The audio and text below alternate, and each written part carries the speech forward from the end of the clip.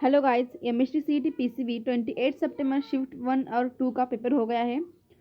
तो sorry guys, थोड़ा late हो गया है क्योंकि कल आज जो बारिश चालू था इसलिए हमें लेट हो गया है। हम सेंटर पे जाके आना इसलिए भी हमको लेट हो गया है। थोड़ा बारिश की वजह से हम लेट आपको आंसर दे रहे हैं। तो क्वेश्चन देखते हैं बायोलॉजी के। बेकेन डिजीज है जिसपे क्वेश्चन आया था, एक एनिमल डिजीज है वो। तो उस पर एक क्वेश्चन आया था। पैरासिट ब्लड, और ब्लड पे भी अब तक के जो शिफ्ट थे उसमें से एक एक क्वेश्चन तो आया ही था। तो आप ब्लड का प्लीज करके जाइए। और करेक्ट और इनकरेक्ट आपको पहचाना था, उसके 5 to 6 क्वेश्चन आए थे गाइज।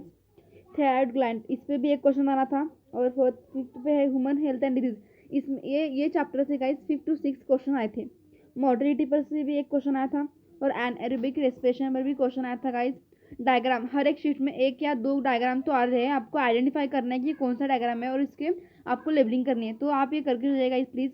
डेंटिस्ट, नर्व, और अगर आप नर्व और आप मैंने आपको यहाँ पे लिख के दिया है कि अगर आप नेफ्रो और ब्रेन का जो कर जाते हो तो आपको अच्छे से अच्छे आपके क्वेश्चन बन सकते हैं।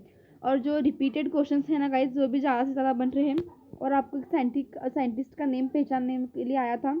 और जो एनर्जी ट्रांसफर आपको जो चैप्टर है उससे भी 2 से 3 क्वेश्चन आए थे।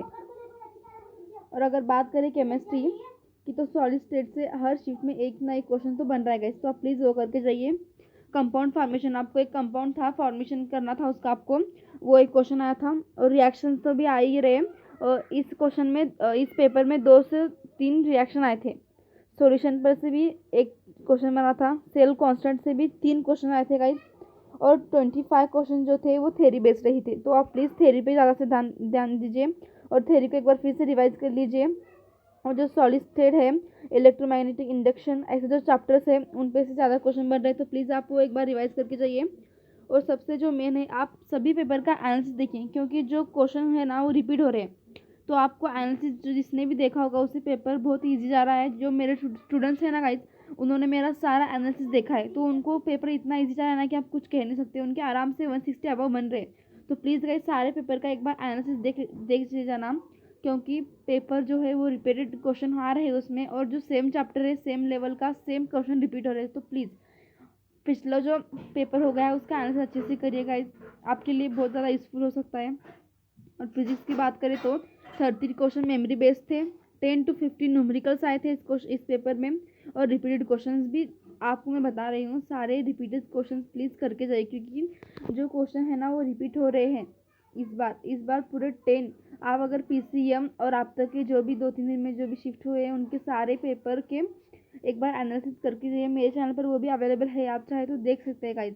It's very useful and important, please do that.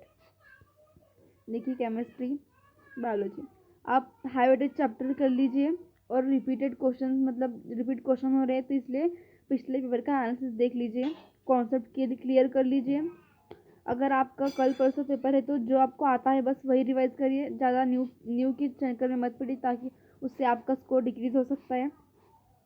तो गाइज आपको अगर और भी अच्छे अच्छे एनालिसिस चाहिए, आपको और आगे का एनालिसिस चाहिए तो प्लीज़ वीडियो को लाइक कर देना, चैनल को सब्सक्राइब भी कर देना। और अगर सेफ स्कोर की बात करें तो अगर 150 आपके बन रहे हैं तो आपका एक अच्छा स्कोर बन सकता है। और पेपर की बात की जाए, डिफ़िकल्टी लेवल की बात की जाए तो आपका पेपर जो था थोड़ा सा मॉडरेट की तरफ आया था इस बार, क्योंकि डे 1 डे 2 डे 3, आज डे 3 था। तो पेपर का डिफ़िकल्टी तो ये तो एज यूजुअल है कि बढ़ेगा ही। तो thank you guys, best of luck for next shift. Video को लाइक कर देना। Bye bye.